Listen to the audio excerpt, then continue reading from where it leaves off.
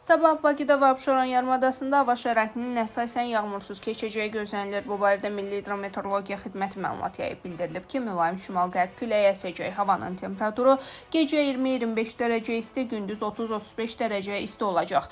Azərbaycanın rayonlarında da hava şəraitinin əsasən yağmursuz keçəcəyi gözlənilir. Lakin gündüz bəzi dağlıq ərazilərdə qısa müddətli yağış yağacağı, şimşək çaxacağı, dolu düşəcəyi ehtimal var. Gecə və səhər bəzi dağlıq ərazilərdə duman olacaq. Mülayim şərq küləyi əsəcək. Havanın temperaturu gecə 22-27 dərəcə isti, gündüz 34-39 dərəcə isti, dağlarda gecə 14-18 dərəcə isti, gündüz 23-28 dərəcə, bəzi yerlərdə 32-35 dərəcə isti olacaq.